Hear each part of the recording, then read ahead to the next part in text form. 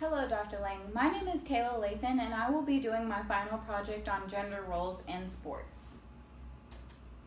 So what are gender roles? Gender roles are given out to people as they are born from society. Throughout our society, we are led to believe that female and male are two totally separate types of things. So we are led to believe that males are more inclined to like the color blue, they're more inclined to do more hands-on activities, and they're more inclined to be the top earner for their house or the man of the house. Whereas females are more inclined to be more timid and shy. They like more of the color pink. We are structuralized to believe that females also are more of the housewives, the cook and cleaners, rather than the people who are actually out there doing and making money for their family. Alrighty, so what's the big deal?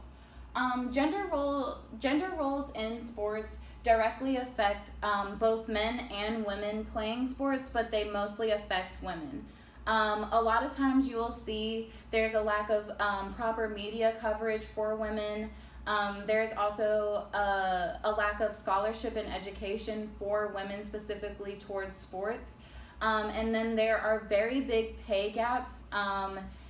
There are very big pay gaps as well in sports. And then there's also a lot of visual and verbal discriminations that are targeted against women more than they are towards men. Okay, so here we have the slide of the media gone wrong. Within this slide, I have pointed out different things that have been in the media that have separated genders in sports that have either asexualized women or made men more dominant than women. So in this first picture right here, you can't really see what's going on, but if you read the words, it says one more thing for men to rule. And then at the bottom it says, join the Men versus Women Challenge at NikePlus.com. So Nike ran this little test to see which was better, men or women. And Nike had came out with this statement that it would be one more thing for men to rule it with this test against men versus women. Another thing about that test was this might be a really small detail, but it was a very big detail to me. They had also came out with another advertisement that went with this test, and it has the symbols of male and female. But if you see, it has the male running faster than the female. When it's a challenge, they should be starting kind of at the same spot, and it shouldn't show one favored over the other.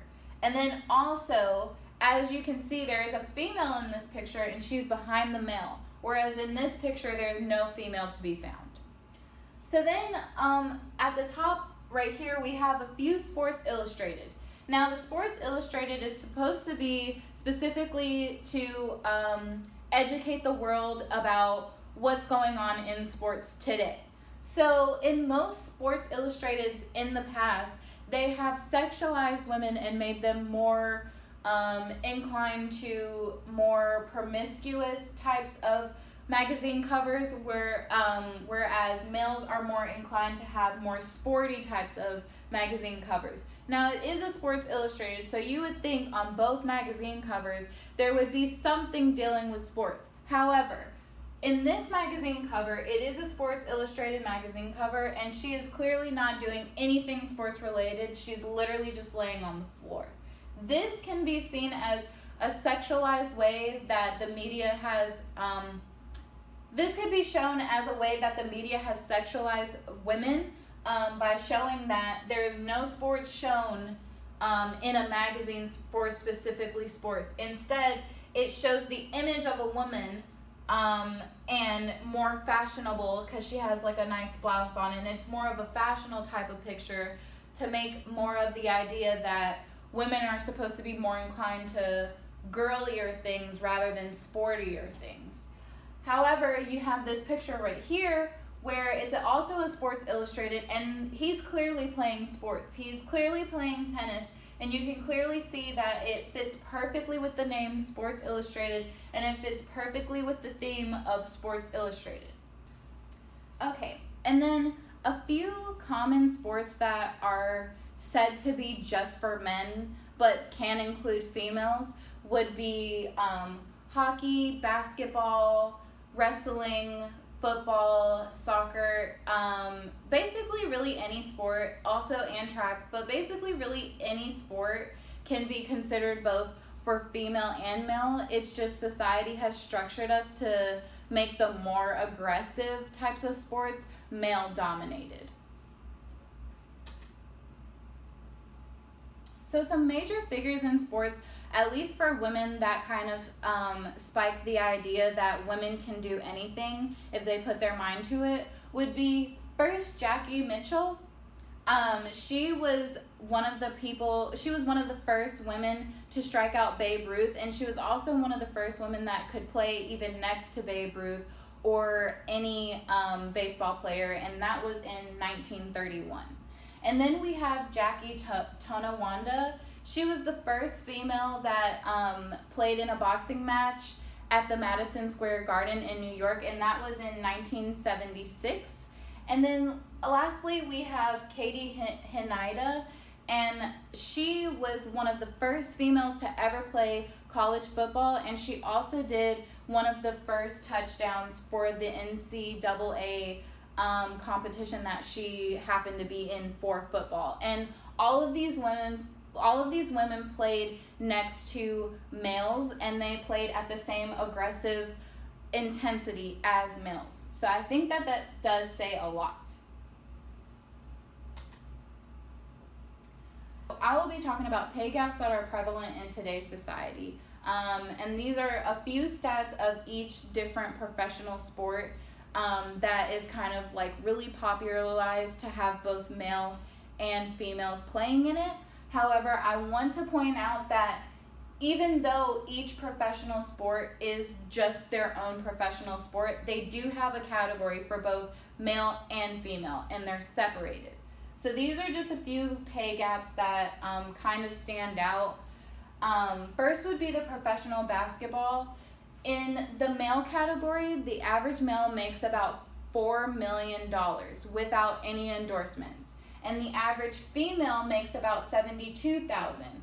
And the highest that the average female can make in the WNBA would be about $100,000. So that is a very big pay gap. That is the difference between $100,000 and a few millions of dollars. And most female athletes would never even touch $1 million in their whole lifetime of playing professional sports. So the top earner for professional basketball would be Stephen Curry. Now, if you look at the bottom of each bullet, there is no female athlete that has made the top earner for any professional sport at all. So another pay gap to look at would be professional soccer. The average salary for a professional soccer player that is male is roughly $200,000 to $300,000 a year. However, for female, the average salary would be $30,000, which is less than somebody who graduated high school and worked at McDonald's for the rest of their life. So the top earner for professional soccer would be Michael Bradley, and his top earning with endorsements would be $6 million for just soccer.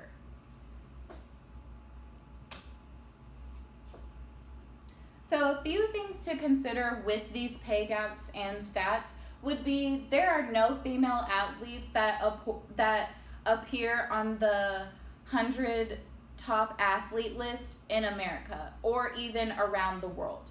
So out of all the top 100 paid athletes for highest paid athletes, there is no female that shows up on that list out of 100 people. So that kind of says a lot. The highest paid female athlete combined, all of them combined, earn less than the top male athletes in their categories. And then another consideration to take would be male athletes roughly get $179 million in endorsements, scholarships, and just help like education from different schools and stuff like that, they get about $179 million, whereas the endorsements and scholarships for women that are out there are very low in comparison. Okay, and then so acceptance and awareness of these gender roles in sports would be that it can allow people to be more open to doing things that they're willing to do and things that they want to do and things that they're happy to do. You never know. It could literally make somebody so happy to play an aggressive sport like football, but the only thing that's holding them back is just because they are a female.